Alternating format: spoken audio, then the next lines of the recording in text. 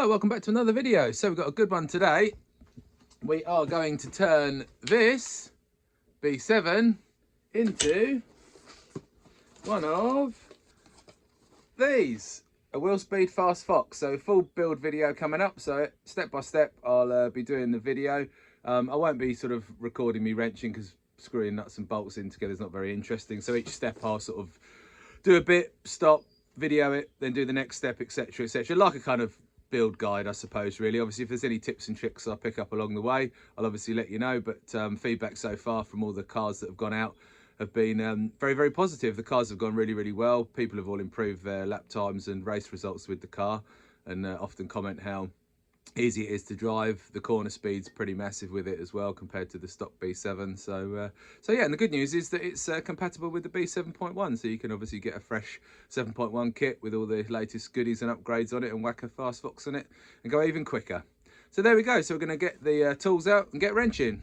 Right, so here's the donor car, which I got a few weeks ago, so you can go back and check the videos on that. But I ran this at 1066 RC last Sunday. It went really well, to be honest. It was nice and easy to drive. You know, no, didn't do anything strange. It lacked steering compared to my Yokomo, but I think the Yokomos generally have quite a lot of steering anyway. But you know, the lap times weren't insane, but the consistency was very good with this car. So you know, looking forward to getting this Willspeed engineering masterpiece bolted onto this. So we'll just grab the kit box and have a look at what's inside. Right, so here's the Fast Fox conversion kit, so W3126. So currently the first batch is sold out, but they're Willspeed are working on a second batch, which should be here in about sort of 6 to 8 weeks, I would say. So hang fire, get your pre-orders in at the dealers, and go from there. So there's some bubble wrap.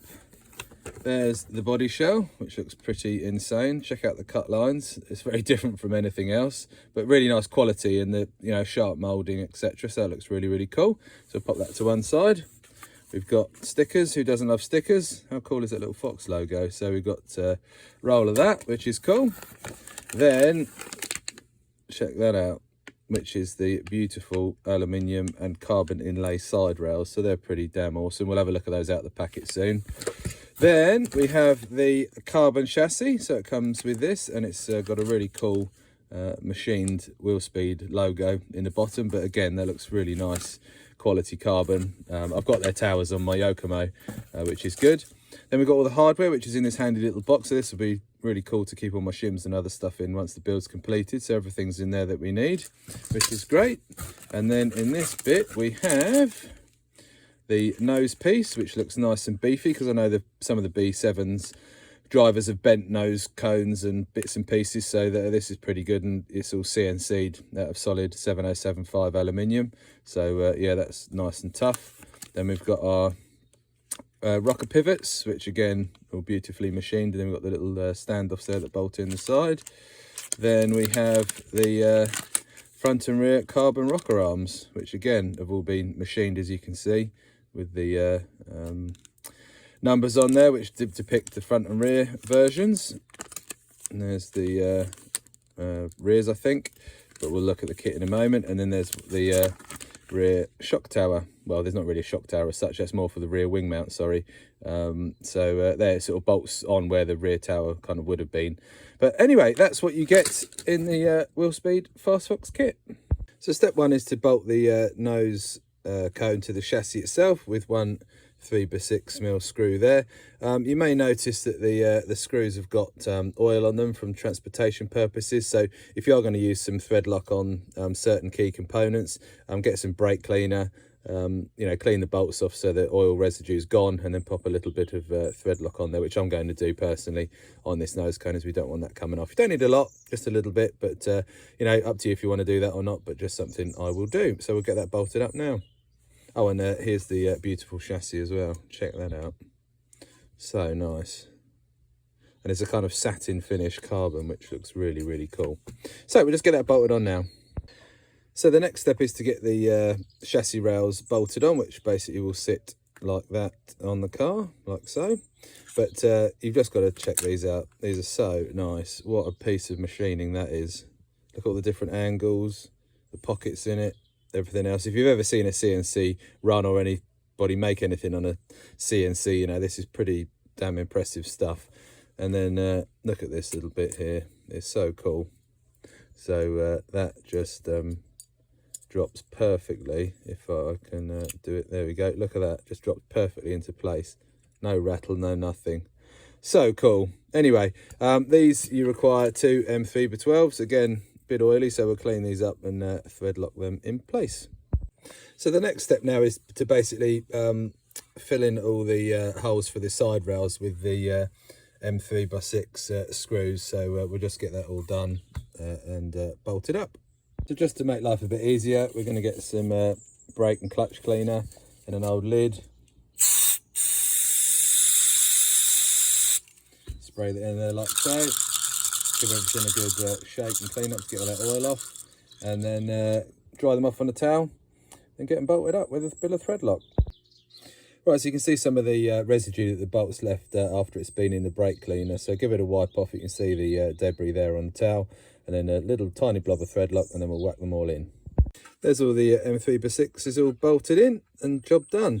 Just one thing to note, the quality of the hardware that the guys have used here is really, really good. I'm using a MIP driver. These are brilliant, by the way, so get yourself a set if you haven't. But they fit perfectly in the bolt holes, and there's you know, hardly any free play at all, which is great, because obviously you don't want to be rounding out bolts on your car. So well done, Willspeed.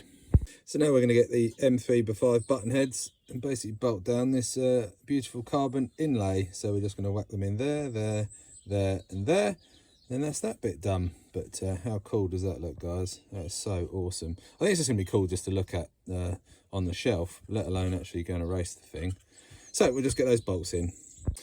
So that's the carbon inlays all bolted down, and the next step will be to start working on the rockers. So we need these rocker pins to basically bolt into the side rails now. So again, usual thing, we'll just give them a quick clean with some brake cleaner and thread lock these in, because you definitely don't want these coming loose. Obviously that'll be a DNF if you start losing a rocker and then your suspension doesn't work. So there we are, we'll get this pack of goodness open and get cracking.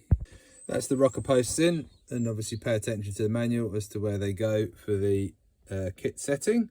So they're all done now. So the next step will be to start working on the rockers themselves and bolt the carbon parts to these, get the bearings, crush tubes in, etc., and get those on. So there we've got all the parts laid out, and if you're not sure which one's which, the 90 ones, and you can see on the back of the packet there, they're the rears, and then the 70s are the front. So and these have got them marked up, as you can see there. So now we're going to get these bolted up to the rocker arms, and then get them installed on here. So there's the rockers all built up, and just pay attention in the manual as to which way they go round, etc. But once you've done one, it's pretty self-explanatory really. But there we go, all looking very good indeed. So next step will be getting the bearings in, the crush tubes, and then getting these bolted onto the car. That's the rockers all fitted up and beautifully smooth, no play, and look awesome. So there we go, on to the next step.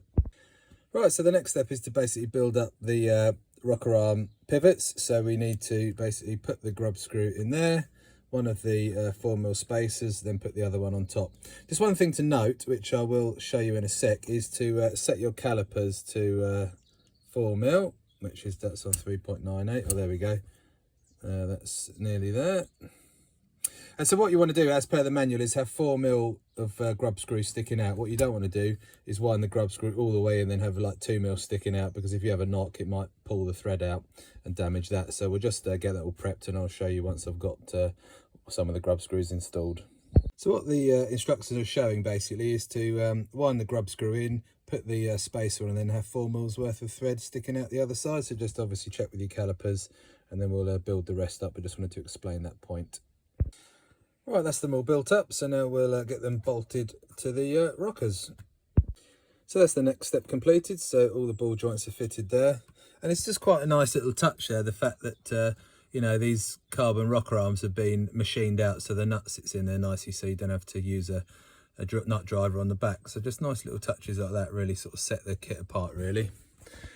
So that's where we're up to now, so onwards and upwards. So the next step in the manual is basically to remove the shocks from the B7 and transfer them across to the Fast Fox. So we'll get those unbolted, and you need to use these blue upper shock mounting spacers as well. So we'll get those off, and the hardware as well, and then get that set aside ready to bolt onto that. Right, so that's the front shocks off, as you can see, and then you basically have to run the AE bolt through like this with the bushing behind, and then obviously the kit setup that comes for the shocks is pretty good. So you know, it's a great starting point and very good feedback so far with the kit setting. I've just got some blue springs on it for now, but I'll swap those for green shortly. Then one other thing to note, again, same on the rear shock, so you need to do the bolt through that way, but then this kit B7 comes with the 4 shock eyelets. You just need to swap those to the 0 ones that come in with the kit. So we'll just get those swapped over and set the shocks aside, ready for the next step. Right, so one little tip to get the steel balls out of the shock end is basically to push it down your driver, pull down on the shock end, and it should pop out. I can't do it one-handed, so we'll get that done off camera, and then get the ball pressed into place on this 0 one on the shock. So that's the shocks all completed, cleaned and ready to go on. So now we're just going to get them bolted to the car. So middle hole there, middle on the rocker, and get that all done. And then we'll start taking the B7 front and rear ends off. So we'll just get the shocks on now and have a look at the beast. So that's the fronts mounted up. And there we are, how cool is that? Right, so onto the rears. So yeah, you just need to fit the little black spacer there, so don't forget that. And just one thing to add, again, I'm going to add some thread lock to these bolts, because you don't want these rattling loose during a run. Obviously, if they come loose while you're racing the car, you know, it could certainly damage these threads, and these side rails are a fairly expensive replacement part to buy, as obviously are the rockers as well. So again, for me personally, I'm going to thread lock them in there, keep an eye on them, make sure they're nice and tight, and they shouldn't obviously cause any problems in the future. There we are. So that's all the shocks mounted up and ready to go. And again, it's looking more mad, more cool than ever, really. So now we're going to pop this to one side, grab the B7 and start taking it all to bits. Right, so first up, we're going to take the front end off of the B7. So take those screws off here for the upper bulkhead, then the 4 underneath, like so, and remove that. And then once the front end's off, we'll take this front tower off, because with the Willspeed, we don't have front towers. So that's cool. So we'll take that off. We're going to leave the front wing mount on as we're on carpet, and everyone's running them, and it looks cool. And yeah, that's it for now. And then we'll probably start working our way back, take the servo, the radio plate out, because the stock radio plate for the B7 fits into the Fast Fox, and then we'll work our way back. We need the battery holders as well, but I'll probably upgrade those to the Willspeed O-ring one, because when you turn these, that bolt comes undone, which is a bit annoying. And then we'll whip the whole back end off with the 6 bolts underneath, including the C block, and get the whole back end off. So time to do some more wrenching. So there's the front end removed from the B7. So I just unwound the ball stud there for the servo to get the front end away, and then just the 4 bolts underneath and 2 on the top there. And again, just use the hardware from the AE kit for this part. So we'll get this front end bolted on, and then we'll get the wing mount back on the bulkhead there as well. So that's the front end all bolted on, as you can see. And there we are, how cool is that? So yeah, I just need to bleed the shocks up, they've got a bit of air in, but anyway. There we go, so that's that bit done. I'm just going to mount the front wing up, and then I'll just show you the underneath. Not really much to see here. Looks a bit horrible with a old bumper on it, but there we are. So yeah, looking cool. So just need to do the back bit now, but I'll just get that wing mount on and show you that. So that's the front end all finished off now. So it's looking very cool indeed. So we'll just spin it around that way, show you that. But yeah, there we go. Oops, I do need to get the straight links. I haven't actually got any, so I just need to order up some of those. But these are just the kit standard ones, but in the manual it tells you to put these straight ones on rather than these angled ones. But it'll probably get us going for now, but just got to be careful obviously with the interference with the rockers there as well. So we'll order some of those up and then get them on the car shortly. So like I just mentioned, time to fill that gap up with the back end of the B7. Rightio, time to whip the back end off of the B7. So wrench in hand, let's go. So that's the back end off of the B7, and the remains are here. So obviously we'll take the radio gear out, etc. once the chassis is finished. We'll pop that to one side, and I've got the battery retainers there as well. And then this is just the remaining pieces for the Willspeed. So that's the wing mount and that. So yeah, we'll get this bolted to the chassis as it is now, and then we'll whip the tower off, because obviously everything's upside down and it'll all fall apart if we're not careful. So we'll just quickly flip the Fast Fox chassis upside down, get that bolted on, and then we'll take the wing mount off the tower and all the other stuff, which I'll show you in a moment. So that's the gearbox all bolted up, and the C-block. Again, put some thread lock on these two as they're going into metal, and we don't want a wobbly C-block. So we'll flip it up the other way now. And we'll get to work with obviously connecting the rockers to the arms, and also getting the rear tower and wing mount off the car as well. So obviously we don't need these anymore. So the rear tower's off now, so we just need to obviously retain the wing mount. Then we've got the carbon part that comes in the kit, which basically sits over here as a wing support. So you're going to need to use your original hardware from the B7, and then you've got 2 extra screws there that come in the Willspeed kit, and then our battery retainers like that. So we're just going to get that all bolted up, then get these bolted onto the rear arms using the flanged M3 nut that comes in the B7 kit. So we'll just whack those on, then we're pretty much done for the rolling chassis anyway. Right, there we go. So that's the back end all done and sorted, and everything's bolted up, as you can see. So all our cantilevers are working, which is great. Gearbox is nice and smooth and free. So this is a 5-gear gearbox in this car. I'll get the 3-gear one and give that a try soon. It's got Willspeed internal gears, so they're nice and strong, and it's a carbon gear case, so it runs all nice and true and free, as you can see. So there's obviously the Willspeed wing mount on there, the carbon part, then obviously the stock B7. So we just need to pop that on there like so. I'll get a Willspeed wing when I see the guys next, and then we can get on to installing the radio gear next.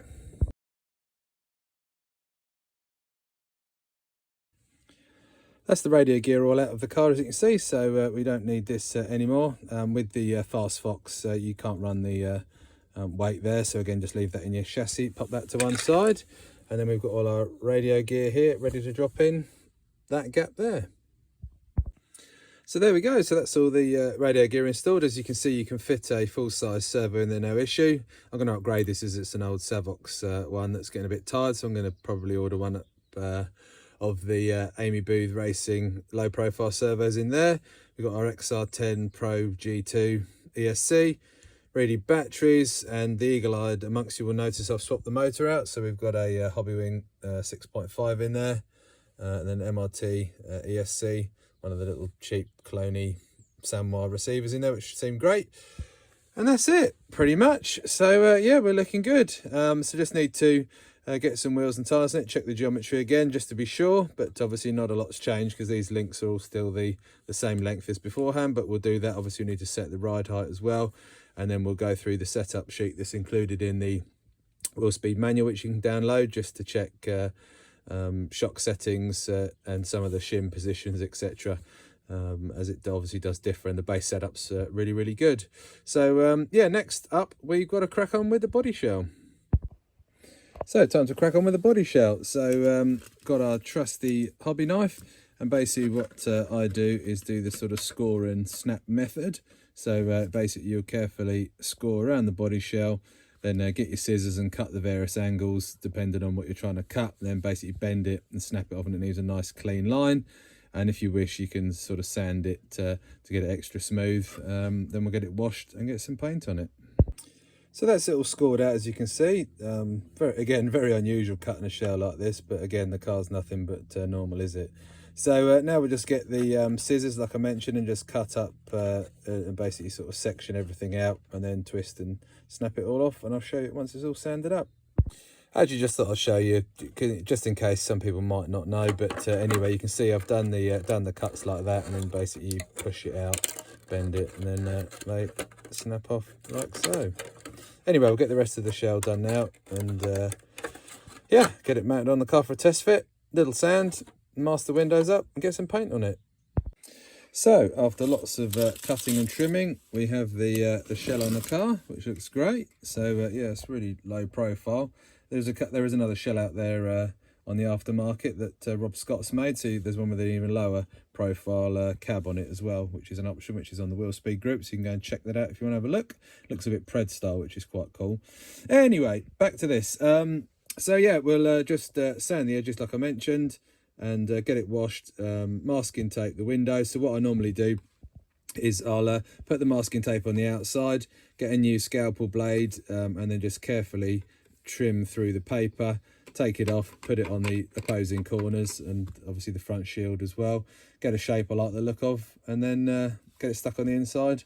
Obviously wash the body shell first because there might be a bit of release agent on the inside from the mould, and then we'll get it painted up. Just the one can wonder for now, and then we'll get another shell painted up in my kind of blue, silver and white flame paint job. So there we go, next job coming up. So the shell's been all sanded now and no sharp edges, and we're just going to do the window mask. So I've just got some masking tape here. This is nice thin stuff, so it's okay with the polycarbonate paint. So you can see I've just put this on the outside of the shell. I'll get a knife and carefully trim round the edge, then peel it off and stick it on the inside. So simple as that. Right, so I've just peeled it off, as you can see, and just trim the edges slightly to round them off, and now we'll get it stuck on the inside of the window and then do the side windows. So there she is all masked up, and we're going to use some of this Core RC paint, this is Shark Grey, which I've done in quite a lot of my cars, as you can see. That's the kind of colour that's going to come out, the old little Micro B. So yeah, I've just warmed the can up a bit. This is pretty chilly today, so just got the heat gun on it, warmed the can up slightly, warmed the shell up a bit, and now we're going to go and give it a coat of paint. A very fine mist coat to start with, but I think Willspeed owners know how to paint most of the time. But it's a very light coat, dusting coat. Heat it off with the air gun, then start laying it on thicker and thicker till we get a nice even colour. That's the shell all painted up in the lovely Shark Grey. It's a bit of a one can wonder, as I just mentioned, but anyway, it'll do the job. So just got to peel the film off the outside, take the window masks off, and then get some Velcro fitted along this section here, which goes in here on the car. So get some good quality 3M style sticky backed Velcro for that, because that's the only mounting point that the car has to mount the shell. So you just want to make sure you get some good Velcro, because you don't want your body shell flying off and causing a DNF. So and then we'll whack some stickers on it. So there it is with the film and the masking tape off. So yeah, like I say, stickers, Velcro, and then I'll show you the finished article. So that's the Velcro all stuck on. So I put some brake cleaner on the aluminium part just to make sure it's nice and clean and sticks properly. And then I heated the Velcro up with the heat gun just to get the glue nice and soft so it sticks properly. And then we've got the furry stuff on the inside of the shell. And that's that bit done. Oh, another thing to mention is you can get this silver ducting tape, which is just basically sticky backed silver tape from most builders, merchants and what have you, and you can basically add it to the shell where it's going to be sort of rubbing points. So the bit to here at the back is where the spur gear cover sits, and then we've got the sort of nose cone part at the front where it may well rub on this bulkhead. So if you want to protect your paint job, you can whack a bit of this on the inside. Obviously it makes it a little bit heavier, but you know, at my level I don't think I'm going to really notice having the shell 2 grams lighter or not. So there we go. Right, now sticker time. Right, and there we have it, the finished article.